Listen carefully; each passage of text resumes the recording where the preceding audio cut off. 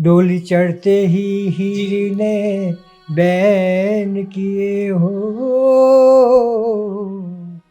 मुझे रोक ले बाबुल, रोक ले तू,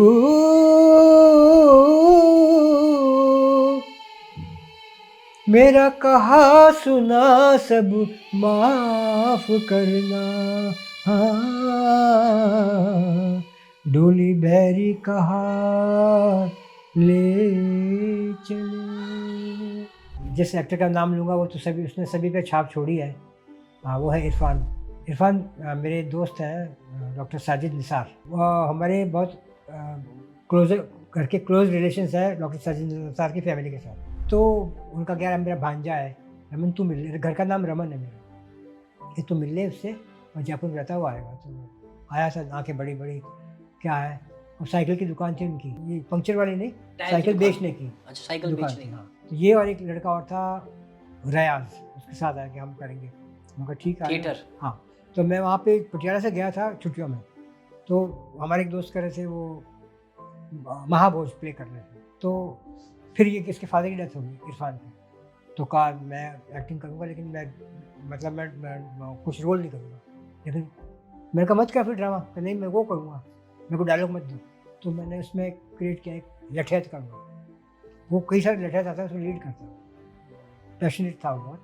और वो उसमें से एक जगह खड़ा होता है तो आंखें भी नहीं झपकी, वहाँ आंखों से पानी गिर रहा है, मैं देख रहा हूँ, लोगों को बड़ा पसंद लगा। मैं कहा बैड एक्टिंग है, आंखें क्यों नहीं झपकी तुमने, कोई तेरी तो लगती, तेरा तो सीन ही नहीं है, वो सीन तो और मंत्रियों का चल रहा है, तू लठैत है।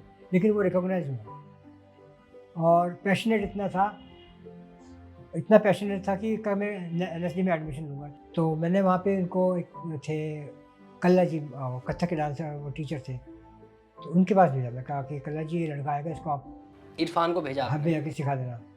तो वो उनकी चिट्ठी आई मेरे पास, कैसे तूने कैसे बेताले को भेजा है, इसको 1 2 3 4 ना पैर वो नहीं आता है, मैं इसको कैसे करूँ। लेकिन उसकी जो पैशन था सीखा। तो मेरे को दिल्ली आ गया, सीलमपुर में हम लोग रहते थे।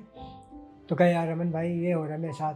तो मैंने कहा कि तू ऐसा कर, पीटी तो कर सकता है कि हाँ, तो मैं पीटी कर 1 2 3 4 रिदम। हाँ। तो उसने उसके थ्रू पकड़ी वो, तो बोला वो करके तुम दिखदा दिख दिख थी, तो 1 2 3 4 5 6 7 8, तो उस तरह से उसने पकड़ा। लेकिन पैशनेट था, मतलब उसने ठान लिया कि करना है, तो वो आंधी तूफान में रुका नहीं। तो घरेलू संबंध थे? बहुत गरीब थी, और उसी तरह से ट्रीट किया था। तो फिर बॉम्बे चला गया, उसके बाद फिल्मों में काम वाम मिला, तो लंबी कहानी है।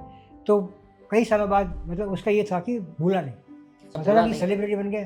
तो NSD में रंग प्रसंग एक मैगजीन छपती है, उनके एडिटर थे प्रयाग शुक्ल, तो उनका इंटरव्यू करा, तो हम करके बाहर आए, तो इरफान भी आया होगा, तो वो तो पत्रकार वो घेरा हुआ, उसका वो इंटरव्यू चल रहा है, वो न्यूज़ चैनल्स वाले।